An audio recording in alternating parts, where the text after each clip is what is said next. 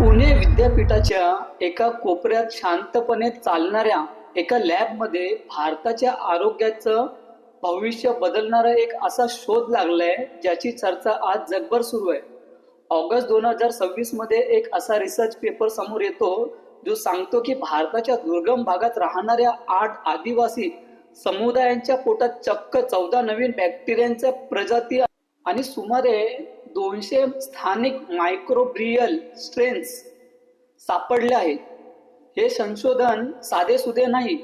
पुण्यातील BRIC national centre for cell science आणि जगप्रसिद्ध स्टॅनफोर्ड युनिव्हर्सिटीच्या शास्त्रज्ञांनी मिळून हा महाप्रकल्प पूर्ण केला.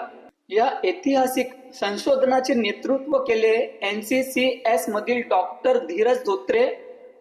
शास्त्रज्ञांच्या टीमने थेट जंगलात आणि दुर्गम डोंगराळ भागात जाऊन वारली, गोंड, माडिया, काबुई आणि ट्रान्स हिमालयन भागातील बोटो, बाल्टी, ब्रोकपा आणि पुरीगपा या 8 विशिष्ट आदिवासी समुदायातील 76 अत्यंत निरोगी लोकांच्या पोटातील नमुने गोळा केले.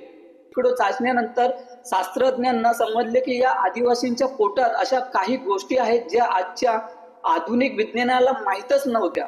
NCCच्या या संशोधनातून समोर आले की या आदिवासींच्या पोटातील बॅक्टेरिया कमालीचे जिवंत आणि वैविध्यपूर्ण आहेत. यात सर्वात मोठं कारण म्हणजे त्यांच्या पिढ्यानपिढ्या चालत आलेल्या पारंपरिक आणि नैसर्गिक आहार. हे लोक पाकिटबंद कचरा किंवा केमिकलचे पनीर खात नाहीत.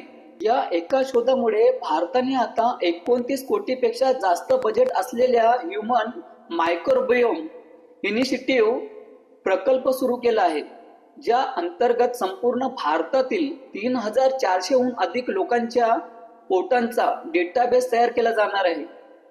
कारण डॉक्टर धोत्रे यांच्या मते स्वस्थ पोटाची कोणतीही जागतिक व्याख्या असू शकत नाही. जे प्रोबायोटिक्स अमेरिकेत काम करतात ते भारतीयांच्या शरीरावर शून्य ठरतील. आपल्याला आपल्याच मातीतील, आपल्याच पारंपरिक आहारातील बॅक्टेरियांची गरज आहे. शेवटी विचार करा, विज्ञानाने आज जे सिद्ध केलंय की आरोग्याचा रस्ता एखाद्या मल्टीनॅशनल कंपनीच्या पॅकेटमधून किंवा महागड्या औषधांमधून जात नाही, तर तो आपल्या पूर्वजांच्या साध्या आणि शुद्ध पारंपरिक आहारातून जातो. रासायनिक कचरा खाणं थांबवा आणि आपल्या मुळांकडे परत फिरा. तुम्हाला काय वाटतं, या भेसळीच्या जगात आपण आपल्या पुढच्या पिढीला कसं वाचवू शकतो? कमेंट करून नक्की सांगा. व्हिडिओ आवडला असेल तर लाईक करा, शेअर करा आणि सबस्क्राईब करायला विसरू नका. जय हिंद. जय